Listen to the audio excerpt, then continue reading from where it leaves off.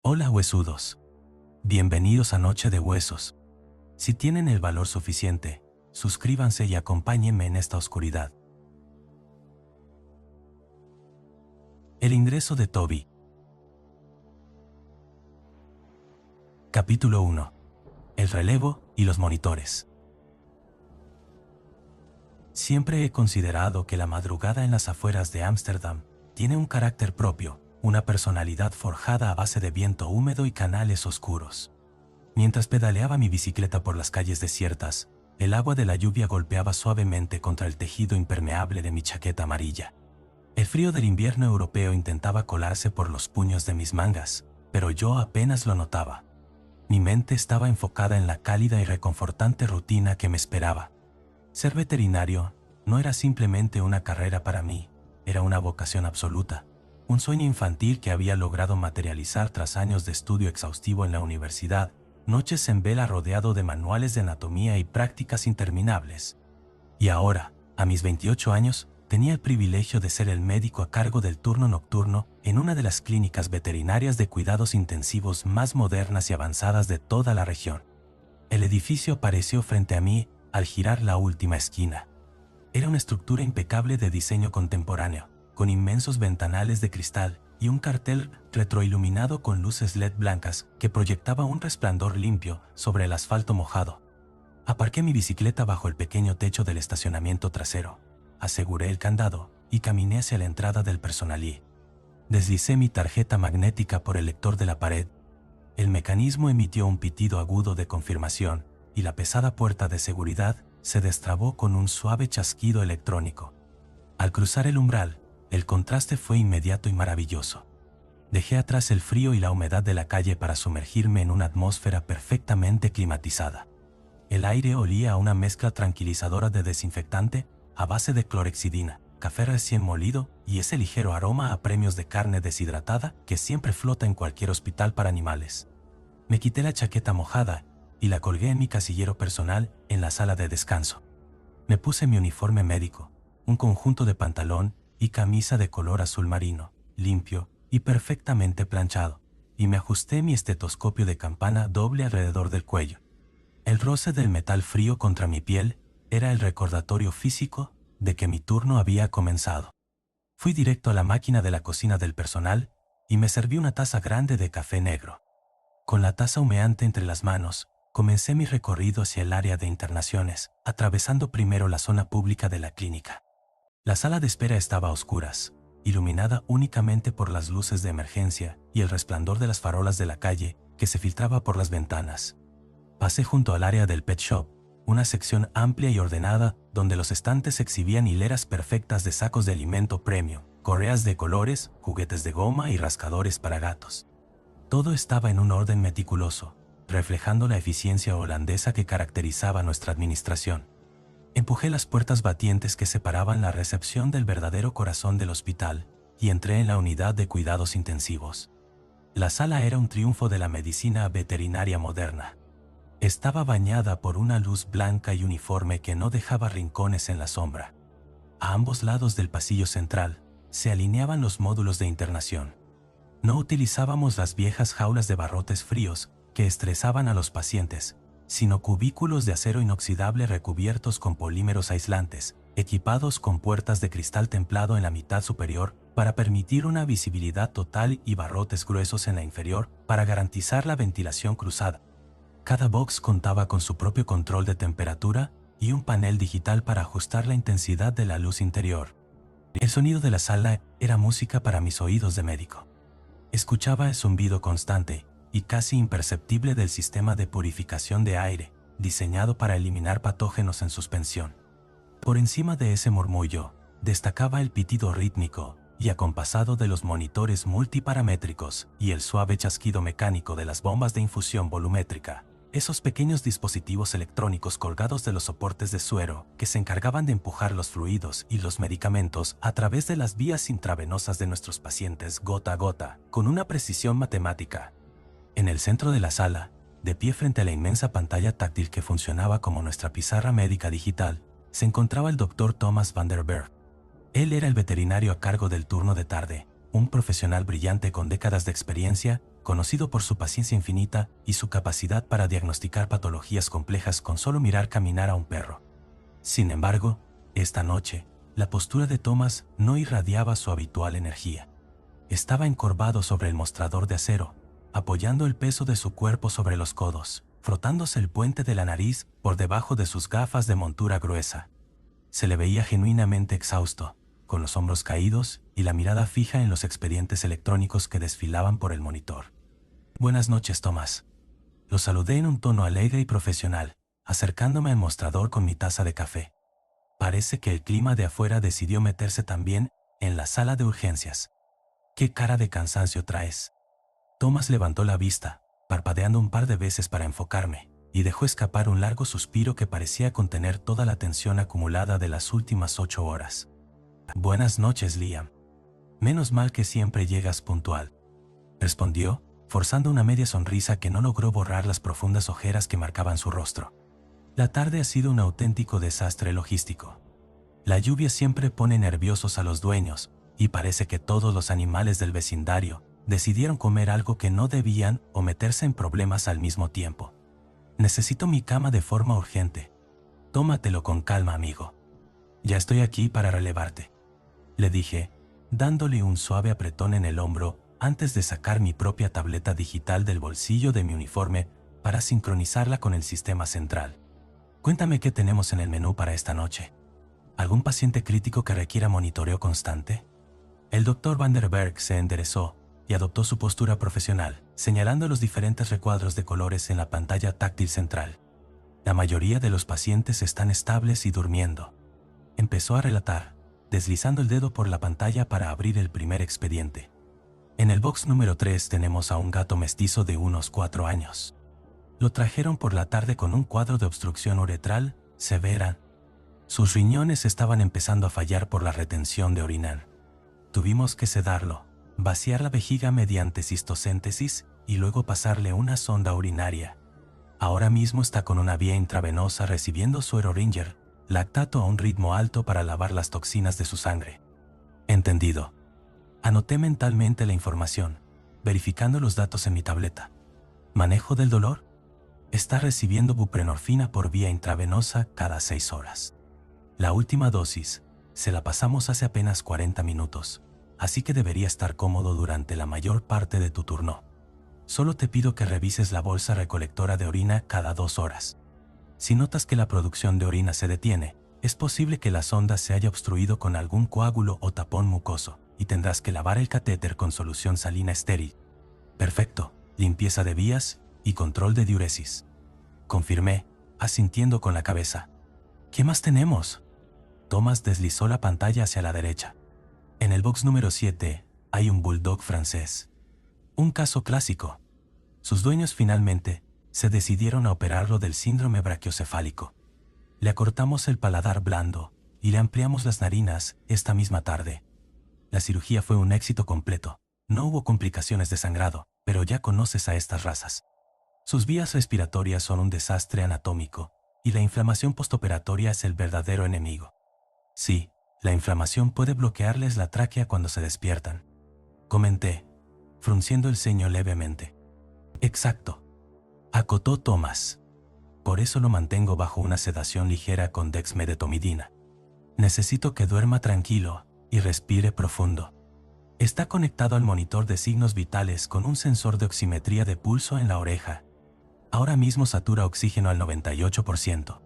Si esa saturación baja del 90%, o si notas estridor respiratorio fuerte, tendrás que administrarle un bolo de corticoide intravenoso para bajar la inflamación de la garganta al instante. No le quitaré los ojos de encima», aseguré, sintiéndome completamente en mi elemento. Me encantaba el rigor científico del cuidado intensivo, la responsabilidad de interpretar números y gráficas para mantener a un ser vivo estable y seguro. Seguimos repasando la lista de pacientes. Había un par de perros con gastroenteritis aguda recibiendo protectores gástricos, una gata mayor en observación tras una extracción dental múltiple, y un cachorro de labrador que se había tragado un calcetín y esperaba turno para una endoscopia la mañana siguiente. Casos sumamente rutinarios que conformaban el pan de cada día en nuestra profesión. La noche prometía ser de lo más tranquila, permitiéndome dedicar tiempo a mimar un poco a los pacientes despiertos y adelantar trabajo administrativo. Sin embargo, cuando la pantalla llegó al final de la lista de internaciones, noté un registro activo en el box número 12. El box 12 no era una jaula común. Estaba ubicado en el rincón más alejado de la sala de urgencias y era el módulo más grande y reforzado de todo el hospital. Sus cristales eran más gruesos y los barrotes de acero tenían el doble de diámetro que los del resto de las perreras. Además, la puerta contaba con un sistema de cierre de seguridad doble, con pasadores de guillotina pesados y un resorte de presión diseñado específicamente para evitar que razas gigantes o animales en estado de agresividad extrema pudieran abrir la puerta a base de empujones o rasguños. Era raro ver ese módulo ocupado, a menos que tuviéramos un gran danés convaleciente o un animal rescatado de una situación traumática severa. Miré la pantalla y leí los datos básicos del paciente. Veo que el fuerte está ocupado hoy, le dije a Thomas, señalando la pantalla con mi taza de café. Un Golden Retriever de 8 años. Pesa 35 kilos. ¿Qué le pasó? ¿Lo atropelló un coche en medio de la tormenta? ¿O estamos ante el clásico caso de una torsión gástrica de madrugada? Thomas dejó de mirar la pantalla y se giró lentamente hacia mí. Todo rastro de cansancio profesional desapareció de su rostro, reemplazado por una expresión de profundo desconcierto y una tristeza evidente. Se quitó las gafas, limpió los cristales con el borde de su bata médica y volvió a colocárselas antes de mirarme directamente a los ojos. Ojalá fuera una torsión gástrica, Liam. Eso es anatomía básica. Lo abres, le das la vuelta al estómago, fijas la pared abdominal y el perro se va a su casa en 2 días. Me dijo, con un tono de voz inusualmente bajo y grave. El perro que está en el box 12 es Toby. El nombre me resultó familiar al instante. Cualquier veterinario, asistente o peluquero canino del barrio conocía a Toby. Aunque yo llevaba poco tiempo trabajando en la clínica y no había tenido la oportunidad de atenderlo en consulta, había escuchado historias sobre él en la sala de descanso. Toby era la encarnación misma de todo lo bueno que tiene la raza Golden Retriever. Sus dueños, una pareja de jubilados encantadores, lo habían traído desde que era un cachorro. Era famoso por su pelaje dorado y brillante, pero sobre todo por su temperamento extraordinariamente dulce. Las enfermeras contaban que Toby era el tipo de perro que movía la cola con entusiasmo, incluso cuando le estaban inyectando una vacuna, y que su única reacción ante el dolor o el miedo era intentar lamerte la cara y esconder la cabeza bajo tu brazo, buscando protección. Era un animal manso, tierno y carente de cualquier instinto agresivo. «¿Toby?», pregunté, genuinamente sorprendido y preocupado por el animal. «Pero si es el perro más bueno del vecindario. ¿Qué demonios le ha pasado para que lo metan en el módulo de alta seguridad?» «Se automutiló», respondió Thomas de forma tajante, apoyando ambas manos sobre el mostrador de acero frío. Me quedé paralizado por un segundo, con la taza de café a medio camino de mis labios. «¿Se automutiló?», repetí, frunciendo el ceño, intentando procesar la información. En medicina veterinaria, la automutilación no es un síntoma común, y cuando ocurre, suele tener explicaciones lógicas. «Thomas, un perro no se arranca un pedazo de sí mismo porque sí. ¿Hablamos de un amido acral por aburrimiento extremo? Quizás una dermatitis alérgica tan severa que le provocó un picor insoportable». Thomas negó lentamente con la cabeza. Su rostro reflejaba la misma confusión que yo sentía. «No, Liam. No me refiero a un perro estresado que se lame la pata hasta hacerse una herida superficial. Me refiero a un acto de violencia cruda y pura contra su propia anatomía», me explicó, midiendo cada palabra. Sus dueños lo trajeron hace 3 horas. Estaban cenando tranquilamente en el comedor de su casa, cuando escucharon un sonido aterrador bajo la mesa. Un ruido de huesos crujiendo y carne desgarrándose. Cuando el señor levantó el mantel para mirar, encontró a Toby destrozándose su propia pata delantera izquierda a dentelladas limpias. Sentí un nudo en el estómago. La imagen mental de un Golden Retriever, una raza criada específicamente por tener una mordida suave para recuperar aves sin dañarlas, utilizando la fuerza destructiva de sus mandíbulas contra sí mismo, era profundamente perturbadora. Se había arrancado grandes porciones de tejido muscular del antebrazo. Continuó detallando Thomas, con voz clínica pero teñida de horror. Llegó casi hasta el periósteo del hueso radio y del cúbito. Había sangre por toda la alfombra del comedor. Estaba frenético, mordiendo su propia carne con una desesperación absoluta. Pero lo peor de todo, lo que tiene a sus dueños completamente destrozados en su casa ahora mismo, es que cuando el señor intentó agarrarlo para detener la hemorragia, Toby le mostró los dientes y le lanzó un gruñido gutural. Un perro que jamás en sus 8 años de vida había levantado el labio, estuvo a punto de arrancarle la mano a su propio dueño. El silencio invadió la sala de urgencias, roto únicamente por el pitido rítmico de los monitores de los otros pacientes. Como veterinario, mi mente está entrenada para buscar causas patológicas ante cualquier cambio de comportamiento. Las anomalías conductuales extremas nunca aparecen por arte de magia. Siempre hay un interruptor neurológico o fisiológico que falla. ¿Has descartado causas orgánicas?, le pregunté, recuperando mi postura de médico. Un cambio tan radical en la agresividad y un ataque autolesivo de esa magnitud gritan problemas neurológicos. Podríamos estar ante un tumor cerebral que presiona el lóbulo frontal, alterando su personalidad. O quizás un dolor neuropático agudo, un pinzamiento severo en las vértebras cervicales que le irradia un dolor tan insoportable hacia la pata que su cerebro primitivo decidió que la única forma de detener el dolor era arrancar la fuente. Hicimos el protocolo completo de urgencia neurológica, aseguró el Dr. Van der Berg, tocando la pantalla para mostrarme las radiografías y los resultados del laboratorio. Le saqué sangre de inmediato. El hemograma es perfecto, no hay infecciones. La bioquímica no muestra fallo hepático que justifique una encefalopatía. Los riñones están perfectos y los electrolitos están balanceados. Le tomé placas de rayos X de la columna cervical, torácica y de la propia extremidad afectada. No hay pinzamientos, no hay fracturas ocultas, no hay signos de osteosarcoma que le pueda estar causando dolor óseo. Le realicé una evaluación exhaustiva de los pares craneales y sus reflejos pupilares y espinales son los de un perro completamente sano. Clínicamente, estructuralmente y químicamente, Toby es un perro en perfectas condiciones. Entonces, ¿qué lo llevó a hacer semejante locura?, murmuré, sintiendo una profunda empatía por el sufrimiento silencioso que el animal debía estar experimentando en ese momento. No tengo la menor idea, confesó Thomas, luciendo frustrado por no tener un diagnóstico claro. Podría ser un accidente isquémico transitorio en el cerebro, algo que no podemos ver en una radiografía simple, o tal vez un colapso psicológico severo inducido por algún estímulo que no comprendemos.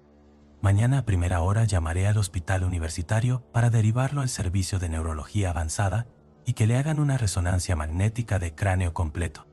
¿Cómo lo has estabilizado para esta noche?, pregunté, mirando hacia el pasillo oscuro que conducía a la jaula número 12.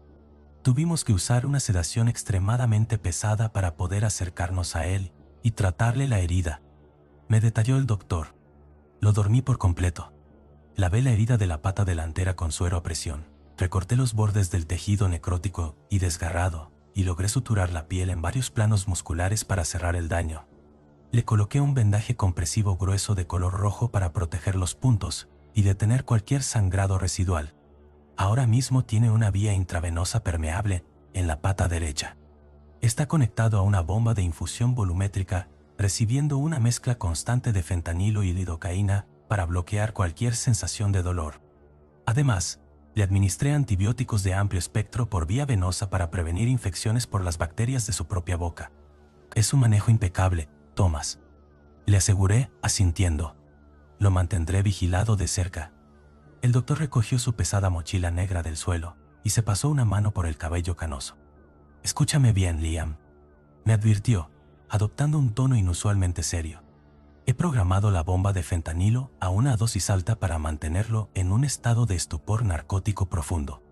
No quiero que sienta dolor, pero sobre todo, no quiero que despierte lo suficiente como para darse cuenta de que tiene un vendaje en la pata e intente arrancarse los puntos a mordiscos otra vez. Si ves que su frecuencia cardíaca sube, o si notas que empieza a moverse, a gemir o a agitarse dentro de la jaula, Tienes autorización médica absoluta para administrarle bolos intravenosos directos de propofol o dexmedetomidina. No escatimes en la sedación. Manténlo planchado, manténlo dormido y seguro hasta que amanezca y llegue el neurólogo. ¿Entendido? Completamente entendido. Lo mantendré en un sueño profundo y tranquilo.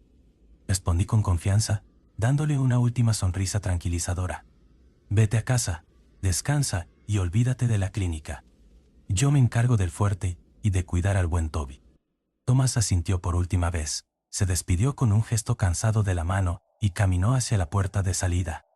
El sonido de sus zapatos, alejándose por el pasillo, fue reemplazado rápidamente por el zumbido constante de la ventilación. La pesada puerta electrónica se cerró tras él, y el seguro se activó automáticamente. Me quedé a solas en la unidad de cuidados intensivos. Miré a mi alrededor, disfrutando de la sensación de estar al mando de mi propio pequeño universo de sanación. Tomé un sorbo de mi café, ahora tibio, y tomé mi estetoscopio de la mesa. Era hora de hacer mi primera ronda física, revisar catéteres, anotar frecuencias cardíacas y, sobre todo, ir al rincón más oscuro de la sala para evaluar personalmente el estado del paciente del módulo 12. Caminé por el pasillo brillante y aséptico, completamente convencido de que estaba a punto de tratar a un pobre animal asustado y adolorido, ignorando por completo que la verdadera tragedia no era médica, sino biológica, y que lo que habitaba dentro de esa jaula reforzada jamás había sido un perro. Capítulo 2. Una mirada que no cuadra.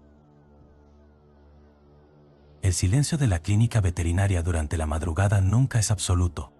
Para un oído inexperto, el lugar podría parecer una tumba blanca y aséptica, pero para un médico, la sala de cuidados intensivos está llena de un lenguaje constante y rítmico. Mientras caminaba por el pasillo central, dejando atrás la cálida sala de descanso, mi cerebro iba decodificando cada pequeño sonido. El zumbido grave de los refrigeradores donde guardábamos las vacunas y los sedantes. El chasquido de los relés eléctricos de las mantas térmicas, encendiéndose y apagándose para mantener la temperatura corporal de los pacientes anestesiados. Y por encima de todo, el murmullo de la lluvia de Ámsterdam golpeando contra los inmensos ventanales de la recepción, una tormenta de invierno que aislaba nuestro pequeño hospital del resto del mundo. Me acerqué al primer lavabo de acero inoxidable, abrí el grifo con el codo para no contaminar mis manos, y dejé que el agua caliente corriera sobre mi piel. Me froté vigorosamente con jabón quirúrgico de clorexidina, disfrutando de la espuma densa y del olor químico que me transmitía una profunda sensación de control. Me sequé con toallas de papel desechables, me coloqué un par de guantes de látex color celeste y tomé mi tabla de registros médicos. Era el momento de comenzar mi primera ronda de evaluación física. Inicié mi recorrido por el lado izquierdo de la sala, deteniéndome frente al box número 3. A través del cristal templado, observé al gato persa que Thomas me había encomendado.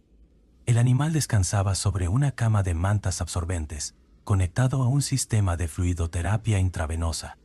Su respiración era lenta y pausada, señal de que la buprenorfina estaba haciendo un trabajo excelente, bloqueando los receptores del dolor en su sistema nervioso central. Abrí la pequeña compuerta inferior y revisé la bolsa recolectora de orina conectada a su sonda uretral. El líquido era de un color amarillo claro, libre de coágulos de sangre o sedimentos oscuros. «Excelente trabajo, pequeño», murmuré en voz baja, anotando en mi tabla que la producción de orina rondaba los 60 mililitros por hora. Anoté la frecuencia respiratoria observando la expansión de su tórax peludo, cerré la compuerta y me dirigí al box número 7. El bulldog francés recién operado roncaba con una sonoridad que resonaba en las paredes de metacrilato de su cubículo. Me detuve a observar la pinza del oxímetro de pulso enganchada en su oreja derecha. La pequeña pantalla digital, al lado de su jaula, parpadeaba mostrando un hermoso 98% de saturación de oxígeno. La cirugía del paladar blando había sido un éxito rotundo. Acomodé levemente su cabeza para asegurar que su cuello estuviera recto y sus vías respiratorias completamente despejadas. Anoté sus constantes vitales y continué mi camino, sintiendo esa satisfacción silenciosa que solo el deber médico cumplido puede otorgar. Revisé a la gata mayor, que dormía plácidamente tras su extracción dental, y acaricié a través de los barrotes al cachorro de labrador, quien me devolvió un par de lametazos soñolientos antes de volver a acurrucarse sobre su manta térmica. Todo marchaba con la precisión de un reloj suizo. La ciencia médica funcionaba, los fármacos cumplían sus promesas, y la biología respondía exactamente como los gruesos manuales de la universidad me habían enseñado. Hasta que llegué al final del pasillo. El box número 12 estaba ubicado en una esquina ligeramente más oscura de la sala de internación. Por motivos arquitectónicos, los paneles LED del techo no iluminaban ese rincón con la misma intensidad clínica que el resto del recinto. La jaula en sí misma era una estructura imponente, diseñada para soportar el embate de razas gigantes. Los barrotes inferiores eran gruesos tubos de acero macizo, y la puerta de cristal superior estaba asegurada por un mecanismo de doble pasador de guillotina que requería apretar un botón de seguridad al mismo tiempo que se levantaba una pesada barra de metal. Me detuve a 1 metro de distancia del cristal, con la tabla de registros apretada contra mi pecho, y observé al paciente. Toby, el famoso Golden Retriever del que todo el barrio hablaba maravillas, estaba acostado en el centro del recinto sobre un grueso colchón ortopédico forrado en vinilo azul. Su pelaje color miel, habitualmente brillante y sedoso, se veía opaco y ligeramente apelmazado por el sudor y el estrés de las últimas horas. Su pata delantera izquierda estaba envuelta en un aparatoso y grueso vendaje compresivo de color rojo brillante, que contrastaba violentamente con la palidez de la luz fluorescente. Desde su pata derecha, una fina línea de plástico transparente subía hasta el techo de la jaula, conectándose a una bomba de infusión volumétrica que parpadeaba con una luz verde, inyectando la potente mezcla de fentanilo y lidocaína directamente en su torrente sanguíneo, y lidocaína directamente en su torrente sanguíneo. Esperaba encontrar a un perro completamente sedado, sumido en la inconsciencia pesada y babeante que producen los narcóticos de grado hospitalario. Esperaba ver el pecho de un animal subiendo y bajando con la lentitud letárgica de quien no siente ningún dolor y flota en un mar de químicos depresores. Pero Toby no estaba durmiendo. Su cabeza estaba apoyada sobre sus patas delanteras, pero sus ojos estaban abiertos de par en par, y me estaban mirando directamente a mí. La primera reacción de mi cerebro analítico fue asumir que la dosis de analgésico no era suficiente o que el perro había desarrollado algún tipo de tolerancia cruzada a los opiáceos. Me acerqué un paso más al cristal, buscando los signos clásicos de dolor agudo en la expresión facial canina. Los veterinarios sabemos que los perros no lloran con lágrimas. Ellos comunican el sufrimiento contrayendo los músculos alrededor de los ojos, echando las orejas hacia atrás y pegándolas al cráneo, o emitiendo gemidos agudos y constantes. Además, el instinto de cualquier perro asustado y adolorido, especialmente uno tan doméstico y dependiente como un Golden Retriever, es buscar consuelo. Debería haber levantado las cejas en un gesto de súplica, pidiendo ayuda con la mirada. Toby no estaba haciendo absolutamente nada de eso. Su rostro era una máscara de quietud inexpresiva. Las orejas estaban erguidas y rígidas, apuntando ligeramente hacia adelante. No había tensión en su frente, no había gemidos, no había jadeos. Solo una mirada fija, dura y profundamente perturbadora. Los ojos de los Golden Retriever suelen ser de un color marrón cálido, llenos de una inocencia torpe y una lealtad incondicional. Pero los ojos que me devolvían la mirada desde el interior de esa jaula de acero reforzado parecían 2 esferas de cristal opaco, oscuras y vacías de cualquier rasgo de empatía animal. No parpadeaban. Ni una sola vez. Tragué saliva, sintiendo que un frío repentino, que no tenía nada que ver con la climatización de la sala, se instalaba en la base de mi nuca. «Vamos, Liam». Me reprendí mentalmente.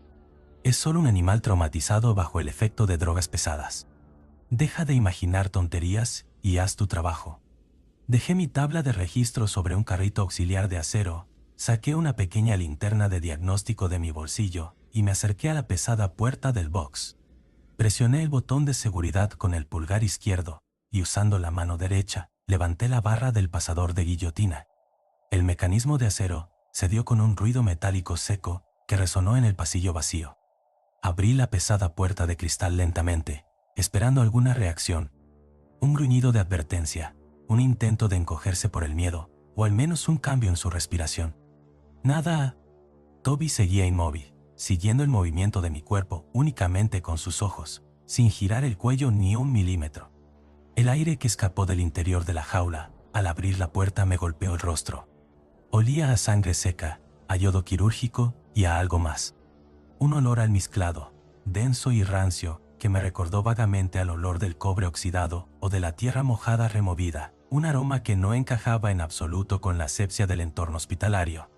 «Hola, Toby», susurré utilizando el tono de voz más suave, agudo y tranquilizador de mi repertorio médico. «Soy Liam. Vengo a ver cómo está esa pata, muchacho. No te haré daño, lo prometo». Entré al box, encorvándome ligeramente debido a la altura del techo de la jaula, y me arrodillé junto al animaleco. Toby no movió la cola. No levantó la cabeza para olfatear mi mano, la reacción instintiva y primordial de cualquier cánido para identificar a un extraño. Siguió mirándome con esa fijeza muerta, como si estuviera analizando mis movimientos desde una distancia insalvable. Encendí mi linterna de diagnóstico. Necesitaba evaluar sus reflejos neurológicos básicos. Pasé el haz de luz blanca y brillante directamente sobre su ojo izquierdo. La pupila, que debería haberse contraído instantáneamente ante el estímulo luminoso, reaccionó con una lentitud exasperante, como si la señal tardara una eternidad en viajar por su nervio óptico hasta su cerebro óptico. Repetí el proceso en el ojo derecho, obteniendo el mismo resultado perezoso y anormal. «Las drogas», razoné, intentando calmar el latido acelerado de mi propio corazón. «El fentanilo está causando miosis y retrasando sus reflejos pupilares. Es un efecto secundario esperado. La ciencia lo explica». Apagué la linterna y la guardé en mi bolsillo. El siguiente paso era evaluar su perfusión tisular, es decir, asegurarme de que su corazón estuviera bombeando sangre oxigenada correctamente a todos los rincones de su cuerpo. Para ello, necesitaba medir el tiempo de llenado capilar. Extendí mi mano enguantada lentamente, dándole tiempo a advertir mi movimiento, y levanté el labio superior de su hocico. Sus encías estaban húmedas, pero increíblemente pálidas, de un color rosa casi blanco. Presioné la mucosa con la yema de mi dedo índice, expulsando la sangre de los capilares hasta dejar una mancha blanca, y solté. Conté los segundos mentalmente. La sangre tardó casi 3 segundos completos en regresar al tejido, un tiempo de llenado capilar peligrosamente lento. Su presión arterial estaba bajando. Me descolgué el estetoscopio del cuello, me coloqué las olivas en los oídos y apoyé la campana de metal frío contra el lado izquierdo de su pecho, justo detrás de la articulación del codo, buscando el latido de la válvula mitral. Cerré los ojos para concentrarme exclusivamente en la acústica. El corazón de Toby latía con una bradicardia marcada, lenta y pesada. ¡Bum! Pausa larga. ¡Bum! Pausa larga. Era un ritmo esperable para un animal bajo sedación profunda, pero había algo en la resonancia del latido que me descolocó por completo. Sonaba amortiguado, hueco, como si el músculo cardíaco estuviera latiendo dentro de una caja de resonancia demasiado grande para su tamaño, o como si hubiera un exceso de líquido o tejido fibroso entre el corazón y la pared torácica. Abrí los ojos y me encontré nuevamente con la mirada inerte del Golden Retriever, que me observaba desde una distancia de apenas 10 centímetros. El perro no había parpadeado ni una sola vez durante todo mi examen físico. «Tranquilo, muchacho», susurré, retirando el estetoscopio. «Vas a estar bien. El doctor Thomas hizo un trabajo excelente con tu patá. Solo tienes que descansar». Movido por una mezcla de compasión profesional y la necesidad de buscar algún tipo de conexión emocional que me confirmara que seguía tratando con el perro cariñoso que todos describían, deslicé mi mano enguantada por el lateral de su cuello, buscando acariciarlo. Esperaba sentir la suavidad sedosa de la raza, la piel suelta y el músculo relajado de un paciente que se rinde ante la anestesia. Lo que mis dedos encontraron bajo esa gruesa capa de pelo color miel hizo que retirara la mano como si hubiera tocado hierro al rojo vivo. La musculatura del cuello y los hombros de Toby no estaba relajada. Estaba rígida, pero no era la rigidez de una contractura muscular por estrés o por frío. Era una tensión estructural antinatural.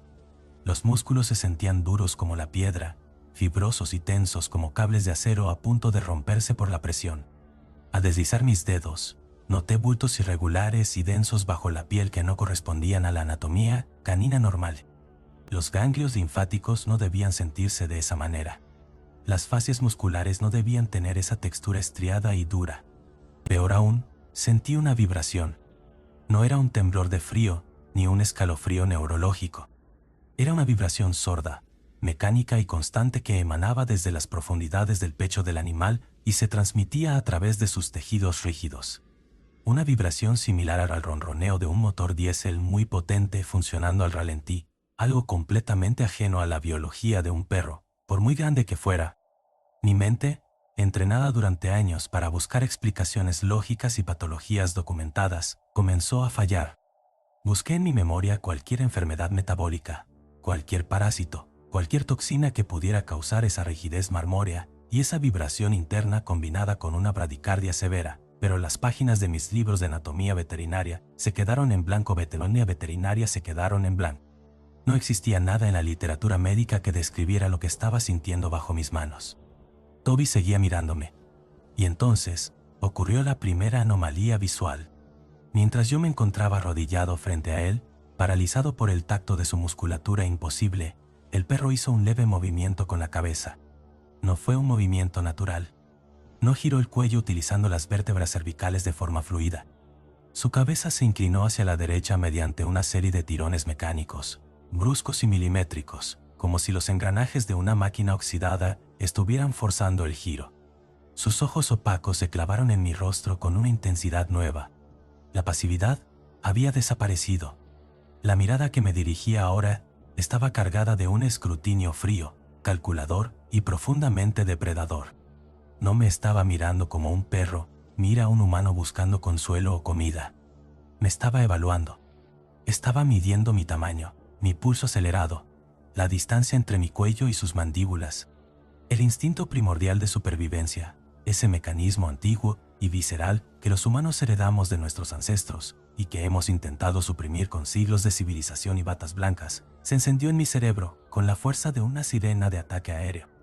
Mi cuerpo me gritaba que saliera de esa jaula de inmediato, que me alejara de ese animal, que lo que estaba acostado sobre el colchón de vinilo no era un paciente, sino una amenaza inminente y letal. Pero yo era un médico, un profesional de la ciencia. Me negué rotundamente a dejar que la paranoia de la madrugada dictara mis acciones. Es dolor, me dije a mí mismo, apretando los dientes y obligándome a respirar hondo. El fentanilo no está funcionando correctamente. La rigidez muscular es una respuesta de guarda defensiva ante el dolor extremo de su pata amputada.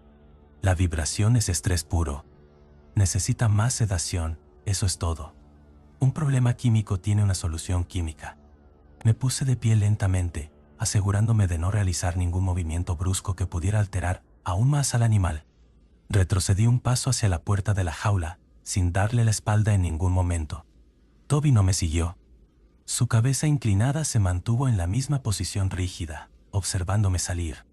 Cerré la pesada puerta de cristal. Aseguré la barra de metal del mecanismo de guillotina y me aseguré de que el botón de presión hiciera clic, bloqueando la jaula de forma hermética. Tomé mi tabla de registros del carrito auxiliar con manos que me temblaban de forma perceptible. Escribí en el expediente médico, con una caligrafía apresurada que apenas yo mismo podía entender, que el paciente presentaba dolor irruptivo, rigidez muscular generalizada y taquipnea por estrés, justificando así la intervención farmacológica que estaba a punto de realizar. Me giré y caminé rápidamente por el pasillo central, alejándome del box número 12, en dirección a la farmacia de la clínica. Necesitaba preparar una jeringa con una mezcla potente de dexmedetomidina y butorfanol para inyectarla directamente en su vía intravenosa. Iba a sumergir a Toby en un sueño tan profundo que ni siquiera sus propios demonios podrían despertarlo. Mientras me alejaba, el sonido de la lluvia golpeando contra las ventanas pareció intensificarse. Fui a la sala de ordenadores, encendí la pantalla principal para registrar la medicación que iba a extraer de la caja fuerte de narcóticos y me froté el rostro con ambas manos. La tensión en mi espalda era dolorosa. Intenté convencerme de que todo era fruto del cansancio, de la responsabilidad de estar a cargo del turno nocturno en solitario y de la lúgubre historia que Thomas me había contado sobre la automutilación del perro. Pero en el fondo de mi mente, debajo de todas las justificaciones médicas y los razonamientos científicos, la textura de la piel rígida de Toby y esa mirada vacía y calculadoramente mecánica seguían grabadas a fuego. Levanté la vista hacia el monitor del circuito cerrado de cámaras de seguridad que mostraba la sala de internación. Seleccioné la cámara que apuntaba directamente al pasillo de las jaulas grandes y enfoqué el box número 12, esperando ver al Golden Retriever acostado en la misma posición en la que lo había dejado. Lo que vi en esa pantalla en blanco y negro destruyó mi último escudo de racionalidad médica y dio paso al inicio de una pesadilla acústica y visual de la que jamás lograría despertar intacto. Capítulo 3. Carcajadas en la frecuencia. El trayecto desde la unidad de cuidados intensivos hasta la farmacia central del hospital me pareció infinitamente más largo de lo que en realidad era. Mis zapatos de goma quirúrgica chirriaban sobre el suelo de linóleo pulido con cada paso apresurado que daba. Sentía un sudor frío, fino y molesto, perlado en la base de mi nuca. Mi mente de veterinario, entrenada durante años en aulas iluminadas y laboratorios asépticos para procesar datos empíricos y síntomas tangibles, estaba librando una batalla campal contra un instinto animal primitivo que me suplicaba salir corriendo de ese edificio y no mirar atrás. Me froté el rostro con ambas manos, intentando borrar la textura rígida y antinatural de la piel de Toby de mis yemas. No hay fantasmas en la medicina. Me repetí a mí mismo en un susurro áspero, cruzando el umbral de la sala de farmacia. Hay patologías no diagnosticadas, hay respuestas atípicas a los narcóticos, hay estrés extremo. Todo tiene una explicación a nivel celular. La farmacia era un cuarto pequeño, estrecho y sin ventanas, iluminado por un tubo fluorescente solitario que emitía un zumbido eléctrico constante. Las paredes estaban cubiertas de estantes, repletos de cajas de medicamentos ordenadas alfabéticamente. En el fondo, empotrada en el muro de hormigón, se encontraba la caja fuerte de seguridad donde guardábamos los estupefacientes y los sedantes controlados. Me acerqué al panel digital de la caja fuerte. Inhalé profundamente para estabilizar el temblor de mis dedos y tecleé mi código de acceso personal de 6 dígitos. El pesado bloque de acero emitió un pitido de confirmación y la puerta se abrió con un sonido metálico sordo. Revisé los frascos de cristal ámbar hasta encontrar exactamente lo que buscaba. Tomé un vial de dexmedetomidina, un agonista alfa-2 adrenérgico extremadamente potente que deprimiría su sistema nervioso central hasta llevarlo al borde de la anestesia general, y un vial de butorfanol, un opiáceo sintético que potenciaría el efecto sedante y aniquilaría cualquier vestigio de dolor que su pata mutilada pudiera estar enviándole al cerebro. Caminé hacia la pequeña mesa de preparación de acero inoxidable. Rompí el envoltorio esterilizado de una jeringa de 5 mililitros, acoplé una aguja de calibre fino y perforé el tapón de goma del primer vial. Aspiré el líquido transparente con una precisión milimétrica, observando las marcas negras impresas en el plástico de la jeringa. Extraje la dosis calculada, cambié de vial y aspiré el segundo medicamento. Finalmente, retiré la aguja. Di unos pequeños golpecitos al cilindro de la jeringa con mi dedo índice para agrupar las minúsculas burbujas de aire en la punta y empujé el émbolo levemente hasta que una gota perfecta del sedante mixto brotó en el bisel de la aguja. El arma química estaba lista. Con esa dosis en su torrente sanguíneo, el Golden Retriever pasaría las siguientes 12 horas en un agujero negro de inconsciencia absoluta, permitiendo que sus músculos se relajaran y que esa espantosa vibración mecánica que emanaba de su pecho se detuviera de una vez por todas. Apagué la luz de la farmacia y caminé de regreso hacia la sala de ordenadores, ubicada a mitad de camino entre la recepción y la zona de internación. Necesitaba dejar registrada la extracción de los narcóticos en el sistema electrónico del hospital, un paso burocrático ineludible incluso en medio de la madrugada. Me dejé caer en la silla ergonómica de la estación de monitoreo y apoyé la jeringa cargada sobre la mesa, justo al lado de mi teclado. La pantalla principal mostraba el software de gestión veterinaria, mientras que un monitor secundario, situado a mi derecha, proyectaba la cuadrícula en blanco y negro del circuito cerrado de cámaras de seguridad del edificio. Comencé a teclear mi contraseña para iniciar sesión. El sonido de las teclas era lo único que rompía la monotonía del edificio silencioso. Y entonces, lo escuché. Mis dedos se congelaron a milímetros del teclado. Contuve la respiración, cerrando los ojos para agudizar mi sentido del oído. Al principio, creí que era el ruido de la lluvia contra los cristales, o tal vez el roce de una rama empujada por el viento contra el tejado del hospital. Pero el sonido no venía de afuera. Venía del interior de la clínica.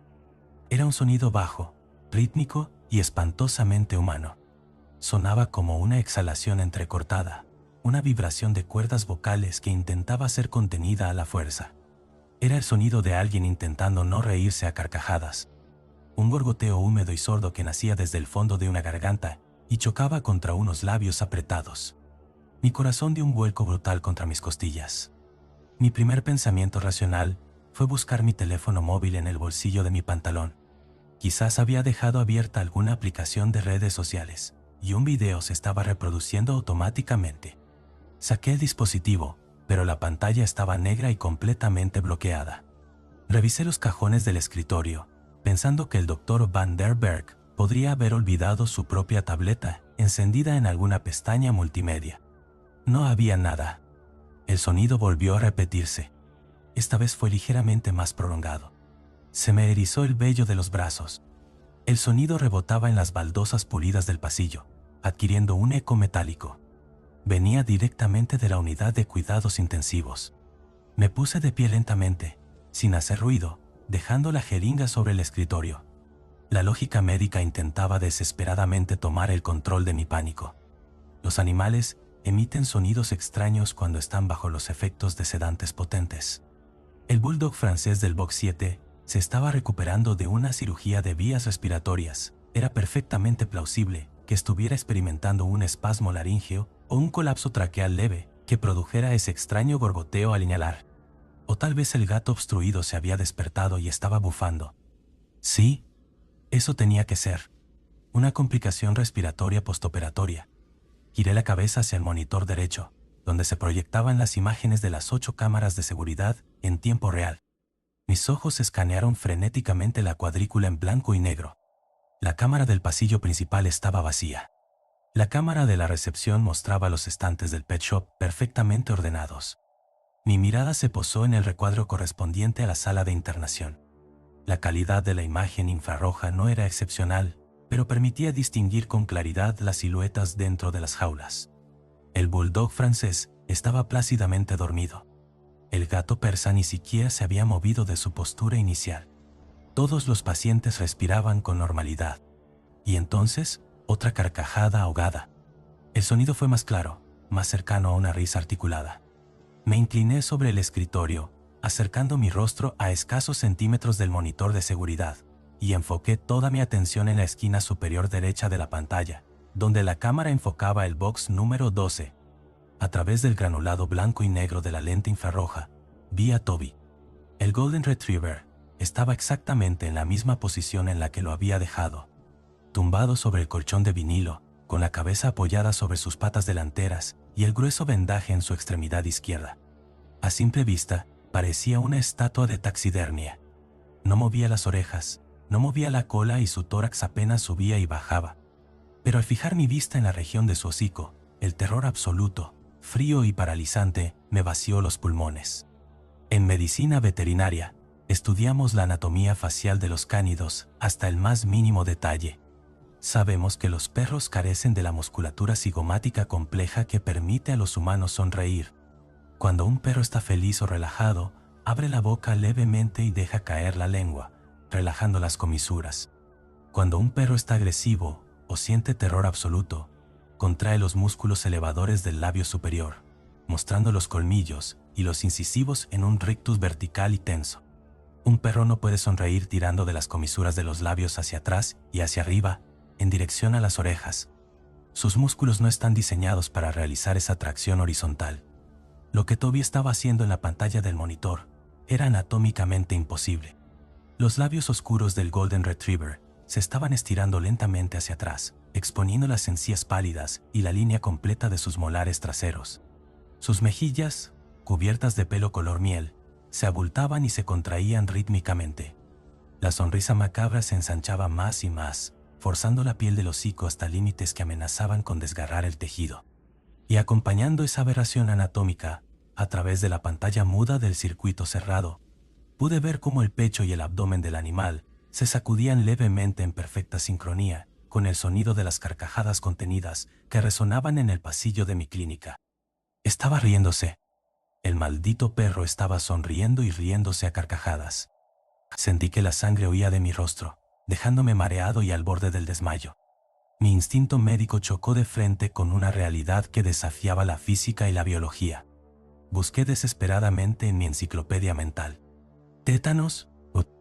Pensé febrilmente.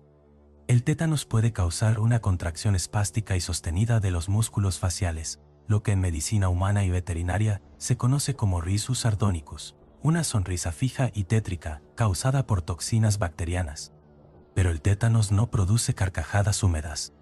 El tétanos no hace que un perro se vuelva calculador y te observe con inteligencia depredadora. Y definitivamente, el tétanos no explicaba la espantosa vibración mecánica que yo había sentido bajo su piel. Tragué saliva, sintiendo mi garganta seca como papel de lija. El sonido de las risas se detuvo abruptamente en el pasillo. En el monitor de seguridad, la sonrisa imposible de Toby desapareció en una fracción de segundo. Los labios del animal volvieron a caer sobre sus dientes con una brusquedad antinatural, como si alguien hubiera soltado unos hilos invisibles que tiraban de su rostro. Observé la pantalla, paralizado por el miedo. Toby levantó la cabeza muy lentamente del colchón de vinilo. Giró su pesado cuello peludo, milímetro a milímetro, hasta quedar mirando directamente hacia el objetivo de la cámara de seguridad infrarroja. Me estaba mirando a mí. Sabía perfectamente que yo lo estaba observando a través de los monitores en la otra habitación. Sus ojos brillaron en la pantalla con una luminiscencia espectral, dos esferas blancas y vacías en medio de la grabación nocturna. «No es un perro», me susurró una voz diminuta y aterrorizada en lo más recóndito de mi mente. «Liam, lo que sea que Thomas vendó esta tarde y metió en esa jaula, no es el Golden Retriever de esos jubilados. El pánico es un enemigo traicionero. Si le permitía tomar el control, perdería mi capacidad de actuar. Tenía que tratar esta situación como una emergencia médica psiquiátrica extrema. Si ese animal tenía una alteración neurológica tan profunda que le provocaba espasmos faciales y ruidos guturales, mi deber absoluto era sedarlo antes de que sufriera un fallo cardíaco o intentara destrozar la jaula y lastimar a los otros pacientes de la sala. Agarré la jeringa cargada de narcóticos que descansaba sobre el escritorio, empuñando el cilindro de plástico transparente con tanta fuerza que mis nudillos crujieron. Mi mano derecha, sin embargo, temblaba sin control. «Respira, Liam», me ordené, obligándome a inhalar el olor a café rancio y desinfectante de la sala de ordenadores. Entras, inyectas la dosis en el catéter de la pata, esperas 30 segundos a que la droga llegue al cerebro, y sales de ahí. Es pura química. Ninguna criatura, por más espantosa que sea, puede resistir medio miligramo de dexmedetomidina directo en la vena. Me levanté de la silla ergonómica y caminé hacia el pasillo que llevaba a la unidad de cuidados intensivos. Cada paso que daba parecía resonar con el doble de volumen en la clínica vacía. El zumbido de los tubos fluorescentes en el techo me parecía ahora el sonido de un enjambre de avispas furiosas. Llegué a las puertas batientes que separaban la recepción de la sala de internación. Me detuve un segundo. Empujé el cristal con el hombro y entré. La sala estaba sumida en la misma calma aséptica que había dejado minutos atrás. Los pitidos de los monitores seguían su ritmo monótono. El bulldog roncaba suavemente. Todo parecía estar en un orden tranquilizador y perfecto. Caminé lentamente por el pasillo central, ocultando la jeringa detrás de mi espalda por puro instinto, manteniendo la vista fija en el fondo de la sala. A medida que me acercaba al box número 12, la luz parecía volverse más tenue, como si la propia oscuridad estuviera siendo succionada hacia esa esquina. Llegué frente al grueso cristal templado y miré hacia el interior. Toby estaba acostado exactamente como al principio. Su cabeza reposaba lánguidamente sobre sus patas delanteras, la vía intravenosa colgaba intacta desde el techo de la jaula y el vendaje rojo brillante resaltaba en la penumbra. Su rostro mostraba la relajación típica de la raza, con las orejas caídas y la boca entreabierta, permitiendo que la lengua asomara levemente por un costado. Cualquier otra persona habría suspirado aliviada, asumiendo que el cansancio le había jugado una mala pasada o que los reflejos en el monitor de seguridad habían distorsionado la imagen. Pero yo sabía lo que había visto y sabía lo que había escuchado. Me paré frente al cristal, a escasos centímetros de la puerta de guillotina. El perro no abrió los ojos. Parecía estar sumido en el sueño profundo que el fentanilo prometía. Sin embargo, el engaño era burdo. Era la imitación barata de un animal dormido realizada por algo que no comprendía la biología del descanso. Cuando un perro duerme profundamente bajo anestesia, su respiración es expansiva y abdominal, Su mandíbula carece de tono muscular y sus patas presentan ligeros espasmos o movimientos involuntarios. El cuerpo de Toby estaba completamente rígido. Su abdomen no se expandía de forma natural, sino que subía y bajaba con una violencia contenida, rítmica y artificial, como un fuelle mecánico accionado por un motor oculto. Y aunque sus párpados estaban cerrados, pude ver el movimiento frenético de sus globos oculares bajo la piel, moviéndose de izquierda a derecha a una velocidad vertiginosa, rastreando mi posición térmica o auditiva sin necesidad de mirarme directamente. Sabía que yo estaba ahí. Estaba fingiendo vulnerabilidad para que yo abriera la puerta de seguridad. Mi mano libre se acercó al botón del pasador de guillotina. El metal frío bajo mi pulgar fue el último punto de contacto con mi cordura profesional.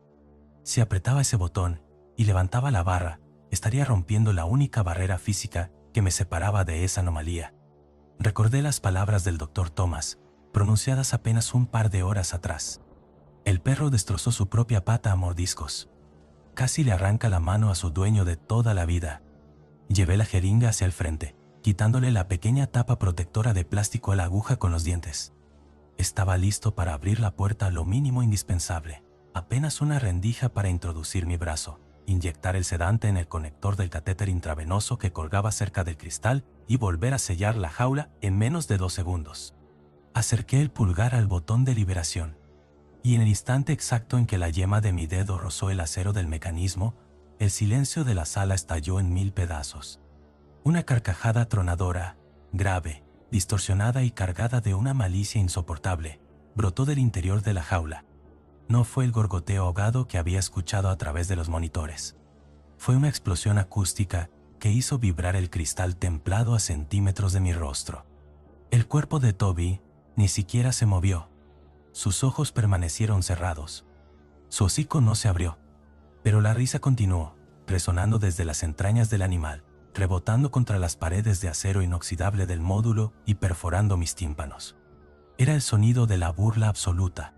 La entidad dentro de ese cuerpo de pelaje dorado se estaba riendo de mi bata médica, de mi jeringa inútil y de mi patético intento de aplicar las leyes de la ciencia a un horror que escapaba de este mundo. Retrocedí tropezando con mis propios pies, alejándome del cristal como si estuviera a punto de estallar. La jeringa resbaló de mis dedos sudorosos, cayendo al suelo del linóleo y rebotando sin llegar a romperse. El líquido sedante, mi única arma química, quedó abandonado en el suelo. La carcajada cesó tan abruptamente como había comenzado. Desde el interior del box 12, Toby abrió lentamente los ojos. Sus pupilas, inmensas y negras como 2 pozos sin fondo, me clavaron una mirada que prometía un tormento inimaginable. Sus labios volvieron a estirarse hacia atrás, hacia sus orejas, ignorando las leyes de la anatomía muscular y dibujando una sonrisa de una amplitud grotesca y aterradora. Giré sobre mis talones y corrí hacia la sala de descanso. Mi respiración era un jadeo desesperado. Necesitaba encontrar el botón de alarma del hospital, necesitaba llamar a la policía, a Thomas, a cualquiera que pudiera ayudarme a contener a esa bestia. Corrí por el pasillo central de la clínica, ignorando los gemidos de confusión del resto de los animales que comenzaban a despertarse y agitarse en sus jaulas, perturbados por el eco de la carcajada monstruosa. Entré en la sala de ordenadores. Agarré mi teléfono móvil con manos temblorosas y marqué el número de emergencias con torpeza. Me acerqué a la pared para encender todas las luces de la recepción, buscando iluminar cada rincón oscuro del edificio. Pero antes de que pudiera presionar el botón de llamada, un ruido metálico ensordecedor provino de la unidad de cuidados intensivos. Fue un sonido inconfundible para cualquiera que trabaje en nuestra clínica. El golpe pesado y contundente de un pasador de guillotina de doble seguridad de acero macizo, cayendo hacia atrás, liberado de sus anclajes. Un mecanismo diseñado exclusivamente para ser operado desde el exterior, utilizando pulgares humanos y una fuerza coordinada. Me quedé congelado en el umbral de la sala de ordenadores, con el teléfono pegado a la oreja, escuchando el pitido monótono de la línea de emergencia que aún no conectaba. El chirrido agudo de la gruesa puerta de cristal de la jaula, número 12, abriéndose lentamente, resonó por todo el hospital. Lo que fuera que estaba usando la piel del dulce Golden Retriever, acababa de salir de su encierro, y ahora caminaba libremente por los pasillos de mi clínica. Capítulo 4. La dosis exacta y la jaula abierta. El sonido metálico del pasador de seguridad cayendo sobre sus goznes fue un latigazo que me paralizó por completo. Me encontraba petrificado en el umbral de la sala de ordenadores, con el teléfono móvil pegado a mi oreja derecha, sintiendo cómo el sudor frío me empapaba la espalda bajo el uniforme médico de color azul marino. El mundo entero parecía verse detenido, reducido a ese único e inconfundible chirrido de la pesada puerta de cristal abriéndose en la unidad de cuidados intensivos. En la línea telefónica, tras unos segundos que se sintieron como horas de agonía, escuché la voz metálica y distante de la operadora del servicio de emergencias. Servicio de emergencias de Ámsterdam. ¿Cuál es su urgencia? Abrí la boca para responder, para gritar que enviaran a la policía armada, que necesitaba ayuda inmediata en la clínica veterinaria de las afueras, pero el terror me había cerrado la garganta. Mis cuerdas vocales estaban agarrotadas. Un pensamiento rápido, instintivo y primitivo, cortocircuitó mi necesidad de pedir auxilio. Si hablaba, si emitía un solo sonido, la criatura que acababa de salir de la jaula número 12 sabría exactamente mi posición. La acústica del hospital, diseñada con pasillos largos y baldosas de linóleo pulido, era perfecta para amplificar cualquier ruido. Un simple susurro en la recepción podía escucharse nítidamente en el fondo de la zona de internación. «Hola, ¿hay alguien ahí?», repitió la operadora, con un tono más urgente. «¿Podemos rastrear su ubicación? ¿Se encuentra en peligro?». Mi dedo pulgar temblaba incontrolablemente. Miré hacia el pasillo oscuro que conducía a la sala de jaulas. Presioné el botón rojo de la pantalla y colgué la llamada. El silencio absoluto volvió a engullirme, pero ahora era un silencio denso, pesado y cargado de una amenaza invisible. Guardé el teléfono en mi bolsillo, asegurándome de que estuviera en modo silencioso. Estaba atrapado en mi propio lugar de trabajo, un edificio que conocía como la palma de mi mano, pero que de repente se había transformado en un laberinto letal. El instinto de huida me exigía dar media vuelta, correr hacia la puerta trasera por la que había entrado, subir a mi bicicleta bajo la lluvia torrencial y pedalear hasta que mis pulmones estallaran. Sin embargo, mi conciencia profesional, ese juramento silencioso que todos los médicos hacemos, me clavaba los pies al suelo. No estaba solo en el edificio con esa cosa. Atrás, en la sala de cuidados intensivos, había otros pacientes. Estaba el bulldog francés recién operado, el gato persa con la sonda, la gata mayor, el cachorro de labrador. Animales indefensos, sedados y encerrados en sus propios módulos, que dependían absoluta y totalmente de mí. Si huía y abandonaba mi puesto, los dejaría a merced de lo que fuera que llevaba puesto el pelaje del buen Toby. Respiré profundamente, obligando al aire a llenar mis pulmones temblorosos. Cerré los ojos durante 2 segundos para intentar invocar la frialdad clínica que me caracterizaba. «Piensa, Liam», me ordené mentalmente. «Eres un hombre de ciencia. La criatura tiene masa, ocupa un lugar en el espacio y obedece a las leyes de la física, aunque su comportamiento las desafíe. Necesitas confirmar lo que acaba de pasar. Necesitas ver la jaula». Mi primera necesidad fue armarme. En una clínica veterinaria moderna no hay armas convencionales. No hay guardias de seguridad armados ni bates de béisbol detrás del mostrador. Mi mirada escaneó frenéticamente la sala de ordenadores y la recepción adjunta. Mi vista se detuvo en el rincón donde guardábamos los equipos de limpieza y mantenimiento. Había un pie de suero intravenoso antiguo, fabricado en acero macizo y con una base pesada de 4 ruedas. Me acerqué en silencio, desenrosqué la pesada barra superior de acero inoxidable, un tubo sólido de más de 1 metro de largo, y la empuñé con ambas manos. Su peso frío y metálico me proporcionó una ridícula, pero necesaria, sensación de seguridad. Con mi improvisada arma en alto, comencé a caminar de regreso hacia la unidad de cuidados intensivos. Cada paso era una tortura psicológica. Apoyaba primero la punta del zapato quirúrgico y luego el talón, deslizando los pies sobre el linóleo para no producir el más mínimo roce. A medida que me acercaba a las puertas batientes de cristal que separaban los sectores, empecé a notar el cambio en la atmósfera. Los demás animales ya no estaban durmiendo. Los perros y gatos tienen sentidos olfativos y auditivos infinitamente superiores a los nuestros. Pueden detectar el miedo, los cambios en la presión atmosférica y la presencia de depredadores mucho antes de verlos. A través del cristal de las puertas batientes, pude escuchar el sonido del pánico animal. No eran ladridos de advertencia ni gruñidos territoriales. Era el sonido del terror más profundo y visceral. El bulldog francés, que momentos antes roncaba plácidamente bajo los efectos de la dexmedetomidina, ahora emitía un llanto agudo e intermitente, ahogándose con su propio paladar inflamado, mientras intentaba aplastarse contra el fondo de su jaula. El gato persa siseaba de forma continua, un sonido similar al vapor escapando de una tubería rota. El cachorro de labrador lloriqueaba, rascando desesperadamente el metacrilato de su puerta, buscando una salida que no existía. Empujé la puerta batiente con el hombro, manteniendo mi tubo de acero en posición defensiva, y entré a la sala. La iluminación fluorescente parecía parpadear levemente, o tal vez eran mis propios ojos, dilatados por la adrenalina, los que no lograban enfocar correctamente. El ambiente estaba impregnado de un olor nuevo y nauseabundo. El aroma séptico de la clorhexidina había sido reemplazado por un hedor acre, almizclado y metálico. Olía a sangre fresca, a óxido y a un sudor animal extremadamente rancio, un olor que despertaba un asco instintivo en lo más profundo de mi cerebro.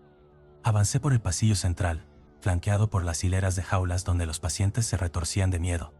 Mi vista estaba clavada en el fondo de la sala, en el rincón oscuro donde se ubicaba el módulo de máxima seguridad. A escasos 2 metros de la jaula número 12, mi pie tropezó con algo en el suelo. Bajé la mirada sin dejar de apuntar mi arma hacia adelante. Allí estaba la jeringa de plástico transparente que yo había dejado caer minutos atrás. El cilindro estaba intacto, pero el líquido sedante formaba un pequeño charco transparente sobre las baldosas. Mi plan de sedación química había fracasado antes siquiera de comenzar. La dosis exacta que debía salvarme la vida ahora era inútil, absorbida por el polvo del suelo. Levanté la vista del suelo y me enfrenté a la realidad que mi cerebro se había negado a procesar. La puerta de cristal templado del box 12 estaba abierta de par en par. La estructura de la jaula estaba intacta. El cristal no estaba roto. Los gruesos barrotes de acero de la parte inferior no estaban doblados ni forzados. El interior del módulo estaba completamente vacío. Solo quedaba el grueso colchón ortopédico de vinilo azul, ahora manchado con un enorme charco de sangre oscura, y la vía de suero intravenoso que colgaba desde el techo, balanceándose levemente en el aire, goteando la mezcla de fentanilo y lidocaína que el animal se había arrancado de la vena, con un tirón brutal. Toby se había ido. Caminé lentamente hasta quedar frente a la puerta abierta. No podía apartar la vista del mecanismo de cierre. Mi mente analítica de médico se obsesionó con ese detalle técnico, utilizándolo como un ancla desesperada para no ahogarme en la locura. Conocía ese mecanismo de cierre a la perfección. Lo había utilizado cientos de veces para encerrar perros de razas gigantes, mastines asustados o pastores alemanes agresivos. Era un seguro de doble guillotina diseñado en Alemania. Para abrirlo, no bastaba con empujar la puerta o golpear el cristal. El mecanismo requería que el usuario realizara 2 acciones opuestas y simultáneas. Primero, había que presionar con fuerza un botón cilíndrico de acero incrustado en el marco, que requería unos 15 kilos de presión directa para hundir un resorte de seguridad. Mientras se mantenía ese botón presionado, la otra mano debía sujetar la pesada barra de la guillotina principal y levantarla verticalmente a través de un riel ajustado. Un perro, por muy grande, fuerte o desesperado que estuviera, jamás podría abrir esa jaula. Un canino solo tiene patas y garras. Podría arañar el cristal hasta desgarrar sus almohadillas. Podría golpear la puerta con la cabeza hasta fracturarse el cráneo. Podría morder los barrotes hasta destrozarse los dientes. Pero jamás podría ejercer presión localizada sobre un botón de seguridad mientras levantaba una palanca vertical. Ese mecanismo fue diseñado específicamente bajo una sola premisa biológica. Solo podía ser operado por alguien que poseyera pulgares oponibles, coordinación motora fina y raciocinio humano. Me quedé mirando el frío acero del pasador, sintiendo cómo el estómago se me revolvía. La criatura que Thomas había traído a la clínica no solo se había puesto el pelaje del Golden Retriever como si fuera un traje, también poseía un intelecto calculador y, lo que era infinitamente peor, una anatomía capaz de manipular su entorno de la misma manera que lo haría un hombre. Se había arrancado su propia pata frente a sus dueños no por locura, sino para tener una excusa médica que justificara su ingreso en el hospital. Había fingido dolor. Había soportado una cirugía, inyecciones y suturas sin emitir un solo sonido, esperando pacientemente el momento adecuado. Y cuando se vio a solas en la madrugada, con el edificio cerrado, y un único y débil vigilante humano decidió que el juego de la mascota herida había terminado. La revelación fue tan aplastante que mis rodillas temblaron, amenazando con ceder bajo mi propio peso. Estaba encerrado en un edificio de seguridad con un monstruo inteligente, sádico y dotado de una fuerza sobrehumana. Y yo solo tenía un tubo de metal sacado de un pie de suero. «Maldita sea», susurré, sintiendo lágrimas de pura frustración y terror picando en mis ojos. «Maldita sea la hora en que estudié para esto». La cacofonía de los animales encerrados en las jaulas cercanas me sacó de mi estupor. Sus gemidos eran cada vez más frenéticos. Miré a mi alrededor, intentando buscar cualquier rastro biológico que me indicara hacia dónde se había dirigido el falso Toby. Noté unas extrañas marcas rojas en el suelo del linóleo. No eran huellas de patas caninas. No había almohadillas ni marcas de uñas. Eran manchas largas, irregulares y arrastradas, como si algo pesado, mojado y sanguinolento se hubiera deslizado por el pasillo hacia la salida de la sala de internación. Las marcas de sangre trazaban un camino lúgubre que se alejaba de la zona de cuidados intensivos, atravesaba las puertas batientes y se perdía en la oscuridad del pasillo que conectaba con la sala de espera y el área de la tienda para mascotas. La bestia no estaba en la zona médica. Había ido hacia la parte delantera de la clínica. Ese pensamiento me heló la sangre por una razón muy simple. La única salida del edificio, la puerta principal blindada y la puerta trasera por la que yo había ingresado, estaban al otro lado del pasillo. El pet shop y la recepción eran el cuello de botella arquitectónico de la clínica. Si yo quería salir con vida, si quería intentar escapar a la calle bajo la lluvia, tenía que atravesar exactamente la zona hacia donde se había dirigido la criatura. Me encontraba en un callejón sin salida, atrapado entre las jaulas de acero de los pacientes aterrorizados y el oscuro pasillo que conducía al infierno. Justo cuando estaba reuniendo el coraje necesario para dar un paso hacia adelante y seguir el rastro de sangre, un estruendo monumental sacudió la estructura del hospital. El ruido provino de la parte delantera, desde el área del pet shop. Sonó como si una bomba hubiera detonado dentro de la tienda. Escuché el crujido espantoso de la madera astillándose, el sonido cristalino de estantes enteros de vidrio haciéndose añicos contra el suelo y el golpe seco de pesados sacos de alimento canino cayendo desde gran altura. Fue un acto de destrucción masiva, un caos sonoro que contrastaba brutalmente con la meticulosa organización de nuestro hospital. El estruendo fue seguido por un instante de silencio, un silencio tan profundo que hizo que mis tímpanos zumbaran. Agarré el tubo de acero con tanta fuerza que mis manos se entumecieron. Di un paso lento y vacilante hacia las puertas batientes. Mi corazón latía tan fuerte que podía escucharlo resonar en el interior de mi propio cráneo.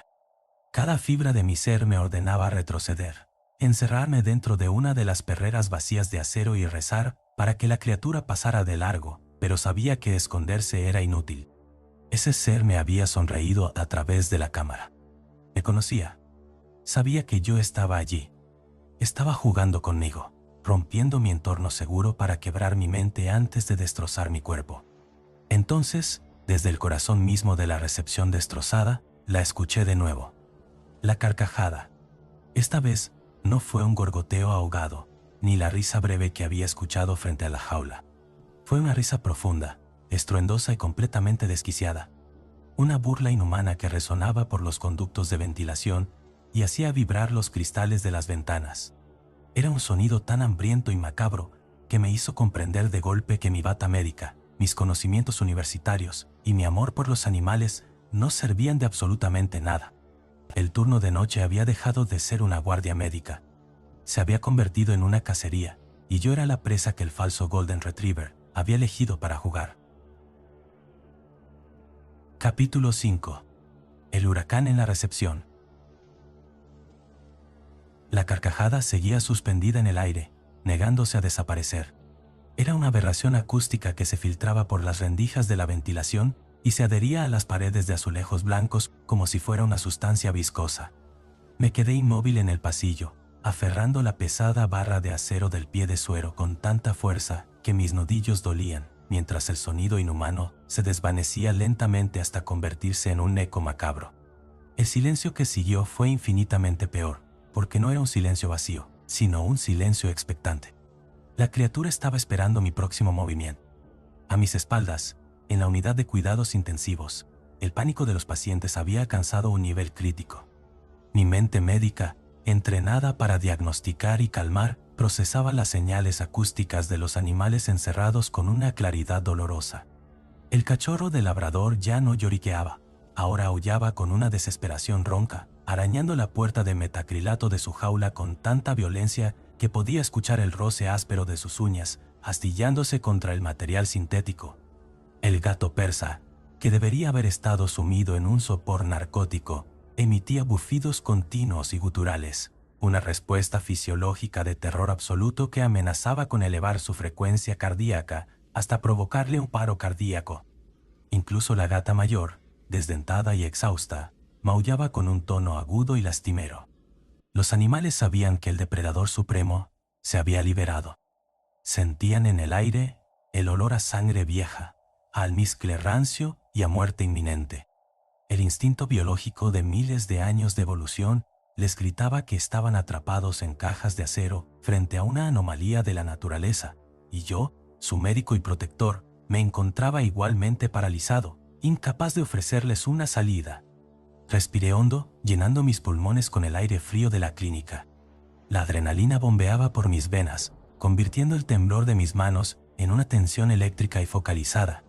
Si quería salvar a los animales, si quería tener alguna posibilidad mínima de sobrevivir a esta guardia nocturna, necesitaba recuperar el control del entorno. Necesitaba llegar a la puerta principal, comprobar si las líneas de comunicación telefónica de la recepción seguían operativas y, sobre todo, necesitaba verificar si existía una ruta de escape viable hacia la calle lluviosa. Giré sobre mis talones y le di la espalda a la sala de internación. El pasillo que se extendía ante mí conectaba el área médica con la recepción y el pet shop. Era un corredor largo, flanqueado por las puertas cerradas de los 3 consultorios principales y la sala de rayos X. Las luces LED del techo parpadeaban levemente, una irregularidad eléctrica que jamás había ocurrido en mis meses de trabajo y que sumaba una capa más de terror analógico a la pesadilla. Comencé a caminar. Apoyaba primero la punta de mis zapatos de goma y luego el talón, deslizando los pies sobre el linóleo pulido para no emitir ningún sonido.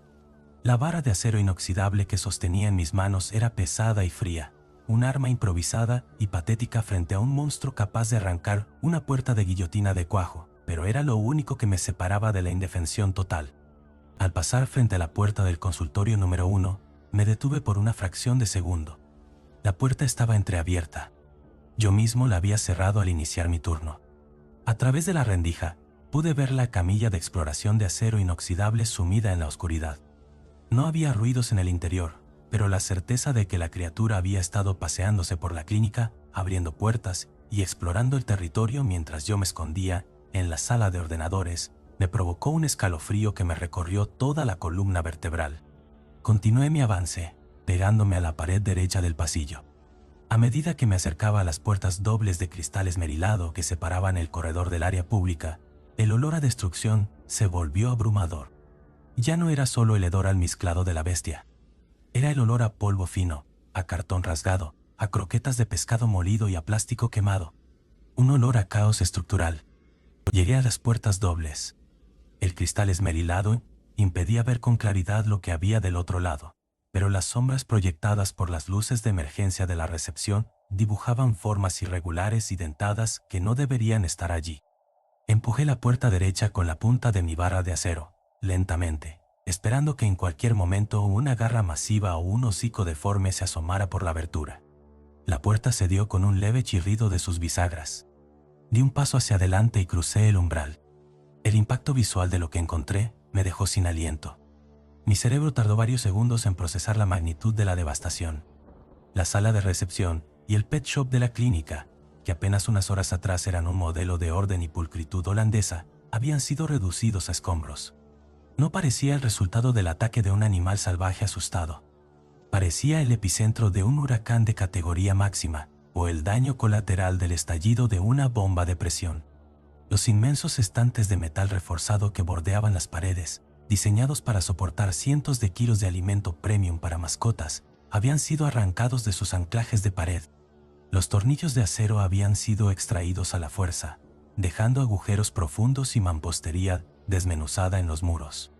Las estanterías yacían volcadas en el centro de la sala, retorcidas y dobladas en ángulos imposibles, como si hubieran sido amasadas por manos de gigantes.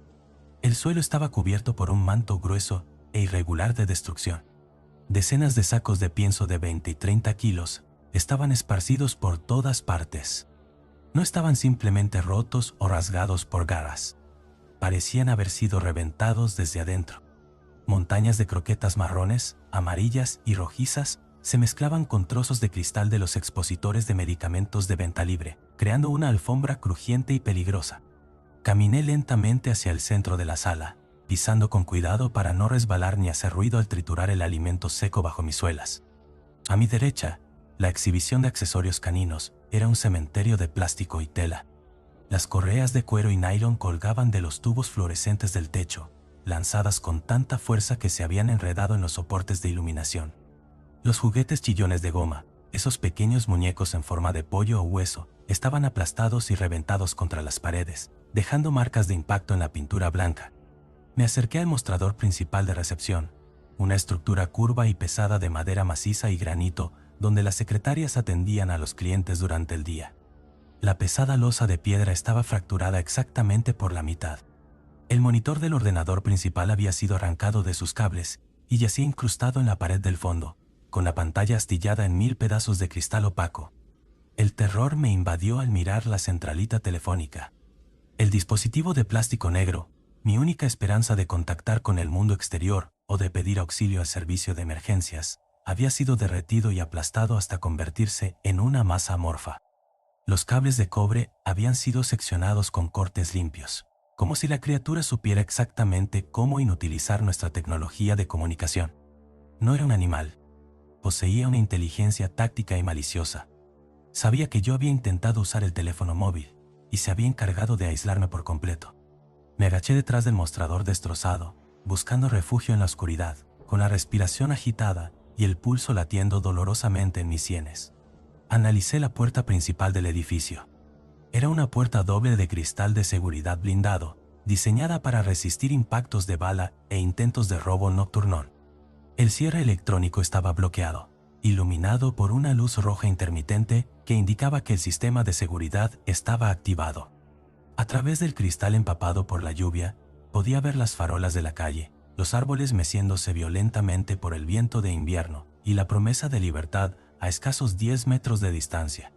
Si cruzaba la sala, si lograba llegar hasta el teclado numérico de la pared y teclear el código de desbloqueo, la puerta se abriría.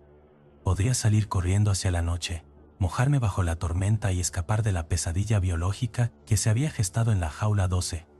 Pero algo me detuvo. Una sensación de vigilancia opresiva me erizó el vello de la nuca. Observé el suelo de baldosas frente a la puerta principal, justo en el área que no estaba cubierta por los escombros y el alimento derramado. Había marcas húmedas. Me arrastré unos centímetros hacia adelante, sin soltar mi vara de acero, y enfoqué mis ojos en la penumbra. Las marcas no eran manchas de sangre arrastrada como las del pasillo. Eran pisadas claras y definidas, estampadas con una mezcla de fango, agua de lluvia y algo oscuro y espeso. Tragué saliva, sintiendo que un abismo se abría en mi estómago. No eran huellas de perro. No había marcas de almohadillas plantares ni surcos de uñas caninas. Eran pisadas bípedas, pero inmensamente largas y deformes. Se parecían vagamente a la huella de un pie humano descalzo, pero los dedos eran excesivamente largos, delgados y terminaban en articulaciones nudosas.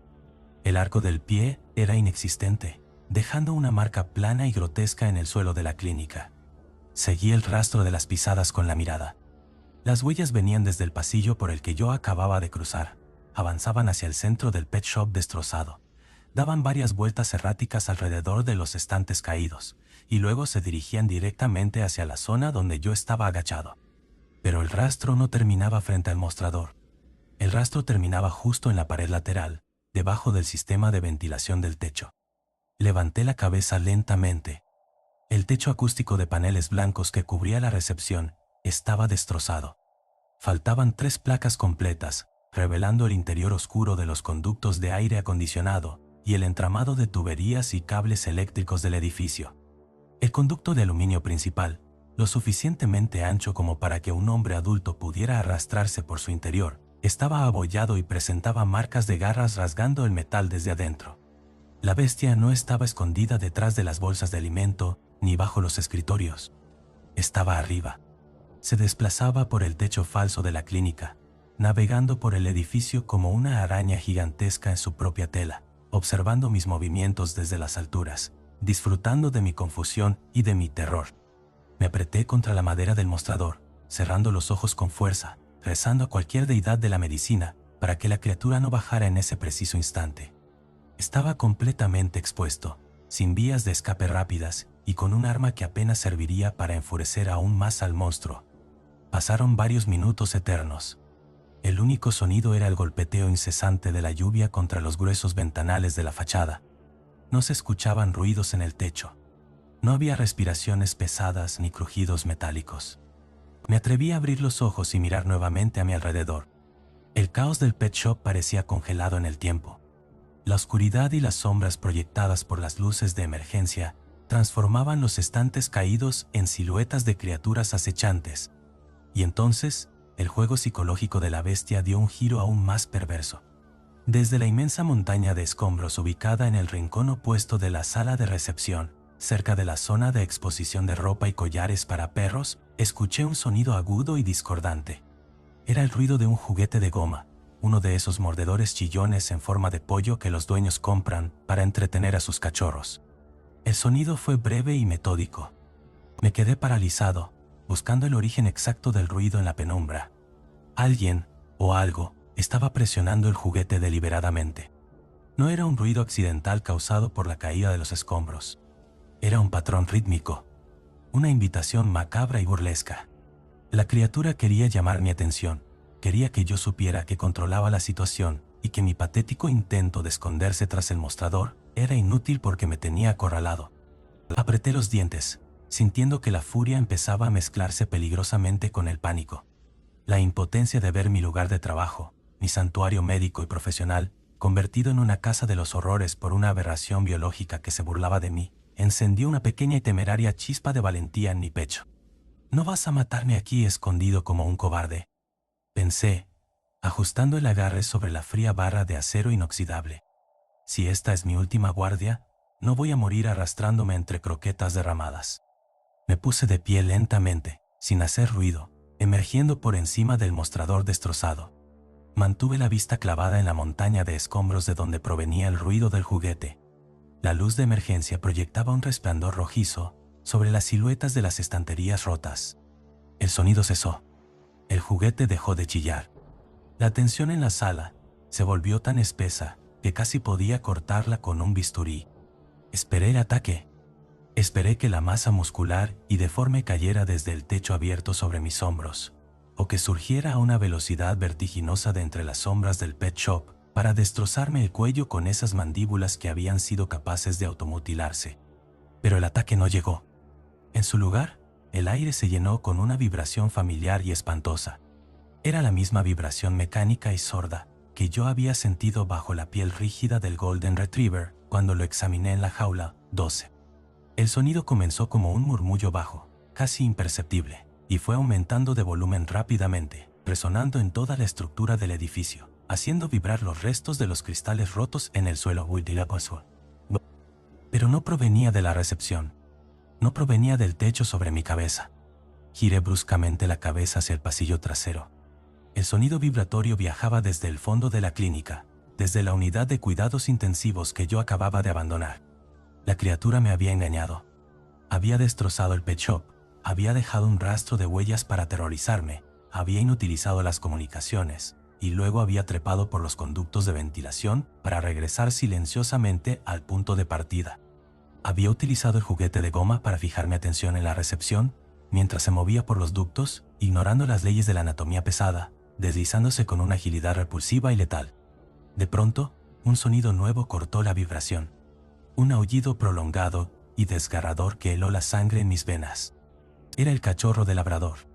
El grito del animalito no era de llanto por estar encerrado, era un aullido de dolor físico y terror terminal. Un sonido que solo emiten los animales cuando están siendo atacados. El monstruo había regresado a la sala de internación. Se había cansado de jugar a las escondidas conmigo y había decidido cambiar de presa. Estaba atacando a mis pacientes, a los seres indefensos que estaban sedados y atrapados en sus jaulas, atados a bombas de infusión y sin posibilidad de defenderse.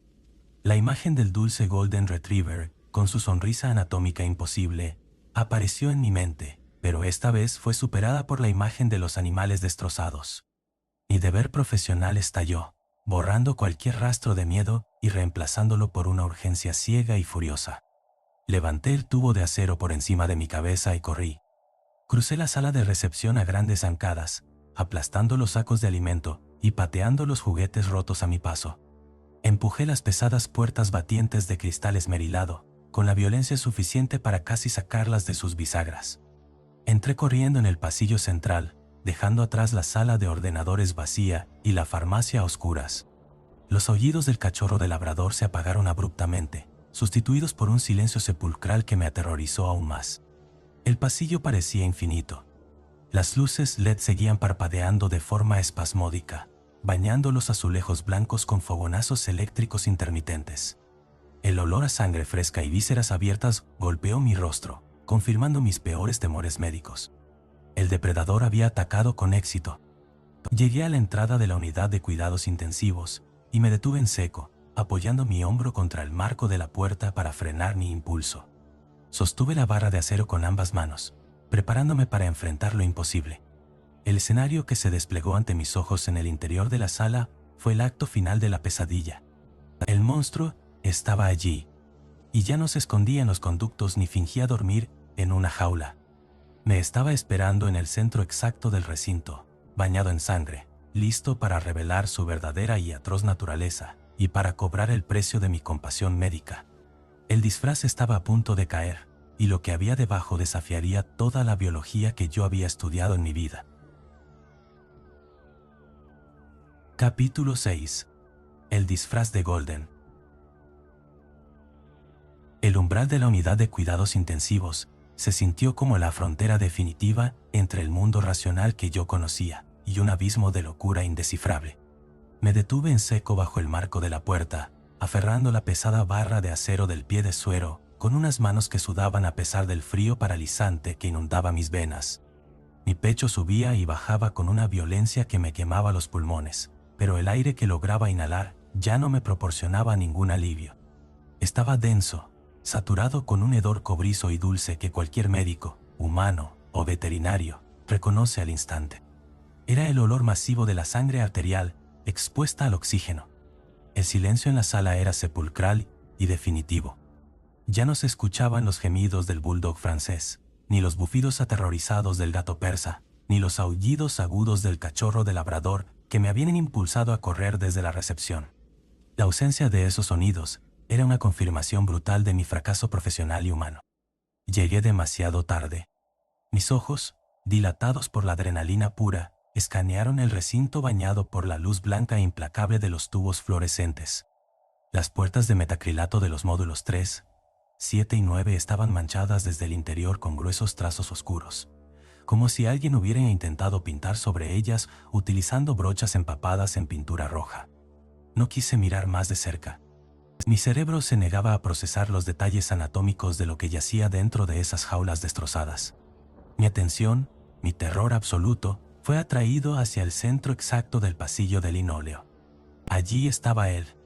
Toby, el perro más dulce del vecindario, se encontraba sentado sobre sus cuartos traseros, de espaldas al pasillo que conducía al exterior. A su alrededor se extendía un charco escarlata de dimensiones imposibles. La cantidad de fluido vital derramado sobre las baldosas blancas desafiaba cualquier parámetro médico para un animal de 35 kilos. Ningún cánido podría perder semejante volumen de sangre y mantenerse consciente, y mucho menos adoptar una postura tan erguida y tensa. El grueso vendaje rojo que el Dr. Thomas había colocado con tanto esmero sobre su pata delantera izquierda yacía a varios metros de distancia, desgarrado en jirones como si fuera papel mojado. Las vías intravenosas, los tubos de plástico transparente que debían bombear la mezcla de fentanilo y lidocaína para aliviar su supuesto dolor, colgaban de su pata derecha, reventadas y goteando inútilmente sobre el charco escarlata. El animal se había arrancado los catéteres de raíz, destrozando sus propias venas sin mostrar el más mínimo signo de agonía. Me quedé petrificado, incapaz de dar un solo paso hacia adelante. La barra de acero temblaba en mis manos.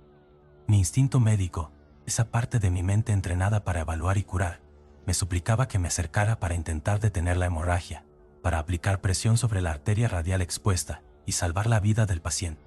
Pero mi instinto de supervivencia me mantenía anclado al suelo. Esa criatura no necesitaba ayuda.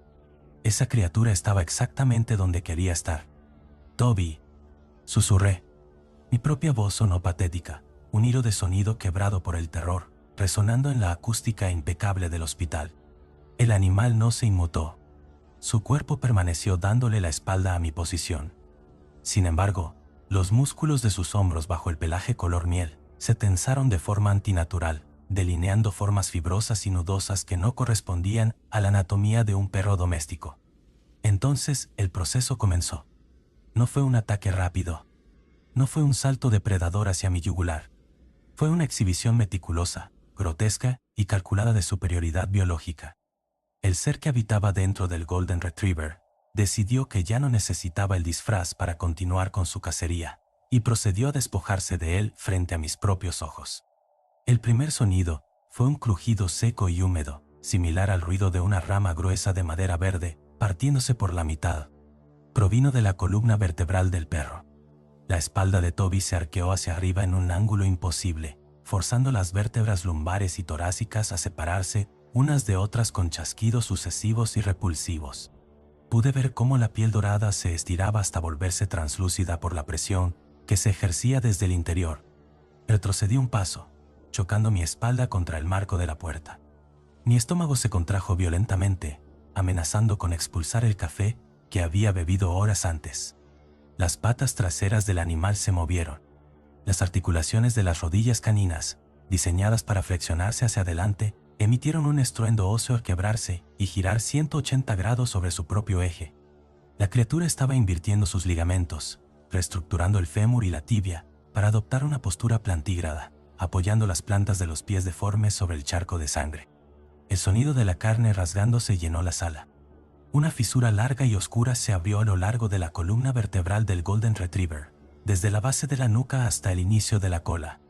El pelaje color miel se separó como si fuera una vieja chaqueta con la cremallera reventada. La sangre brotó a borbotones desde la fisura, pero no era sangre normal ya.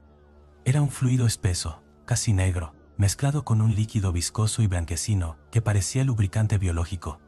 Desde el interior de esa herida dorsal masiva, algo comenzó a empujar hacia arriba, alzándose lentamente hacia los tubos fluorescentes del techo. Mi mente colapsó.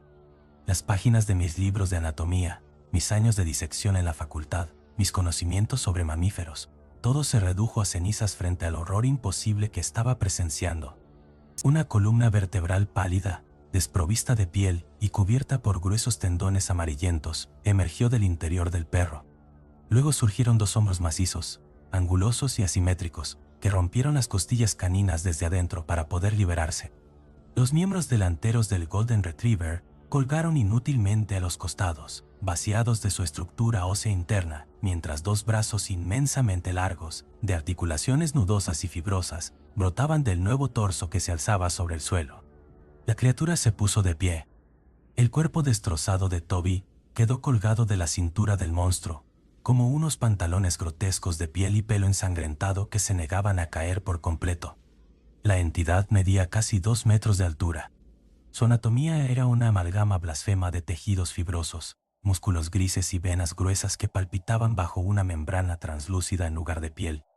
No tenía ombligo, no tenía genitales, no tenía ninguna característica que la emparentara con los mamíferos de este planeta. No era un demonio invocado mediante rituales oscuros, ni un ente alienígena de las películas de ciencia ficción. Era un parásito biológico llevado a su máxima y más espantosa evolución, una máquina de devorar carne que había aprendido a usar a otras especies como armaduras de infiltración. Levanté la barra de acero instintivamente, interponiendo el metal entre mi rostro y el gigante que dominaba la sala. Mis rodillas amenazaban con fallarme, pero el terror puro me mantenía erguido. La criatura giró la cabeza para mirarme. No tenía pelo, ni nariz, ni orejas. Su cráneo era una cúpula alargada de hueso grisáceo recubierto por tejido conectivo húmedo. Sus ojos eran dos pozos de oscuridad total, cuencas hundidas y vacías que absorbían la luz de los fluorescentes y proyectaban una inteligencia milenaria y carente por completo de empatía. Y en la parte inferior de ese rostro abominable, la pesadilla se materializó en toda su crudeza.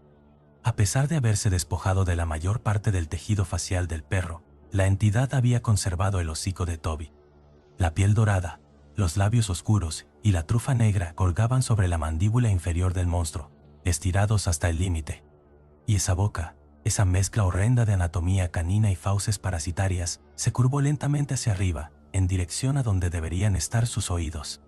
Era la misma sonrisa macabra que yo había visto a través de la cámara de seguridad. Una sonrisa que desafiaba la gravedad y la estructura muscular, una muesca hambrienta, asesina y profundamente burlona. La bestia no emitió ningún sonido. No hubo ladridos, no hubo aullidos alienígenas, no hubo gruñidos depredadores. El silencio de la criatura era su arma más devastadora, porque dejaba que el sonido de sus propios fluidos, goteando sobre las baldosas blancas, hablara por ella. El silencio me decía que yo no era un rival, que mi arma de acero era un palillo de dientes, que mis estudios médicos eran un chiste infantil frente a la brutalidad de su diseño biológico. La entidad dio un paso hacia mí. Su pata deforme, aún cubierta a medias por la piel invertida de la pata trasera del perro, chapoteó en la sangre derramada. El terror me asfixió, pero en el último segundo, la chispa de claridad más cruel que un médico puede tener cruzó mi mente. Comprendí por qué la bestia había elegido a un Golden Retriever. Comprendí por qué se había mutilado la pata frente a los dueños en medio del comedor. No era un animal acorralado. Era un cazador utilizando el cebo perfecto. Había utilizado nuestra compasión, nuestro instinto humano de cuidar y curar a los animales mansos y heridos, como una llave maestra para acceder al interior de un edificio lleno de presas sedadas y enceradas en jaulas. Nosotros mismos le habíamos abierto la puerta. Thomas había limpiado sus heridas, yo había apagado las alarmas y le había preparado la sedación. Habíamos invitado al depredador absoluto a entrar en nuestro santuario. La criatura dio otro paso, acortando la distancia a menos de 3 metros. La sonrisa macabra se ensanchó más, revelando filas de dientes afilados como agujas de cristal que se escondían detrás de los viejos caninos de Toby. Dejé caer la vara de acero al suelo. El ruido metálico resonó en la sala como el sonido de una lápida cerrándose. Ya no había rutas de escape, ni diagnósticos posibles, ni protocolos de emergencia que pudieran salvarme. Solo quedaba el frío fluorescente, el olor a sangre fresca y la inmensa y silenciosa bestia que se alzaba sobre mí, lista para cobrarse la última vida de la guardia nocturna. Buenas noches a todos.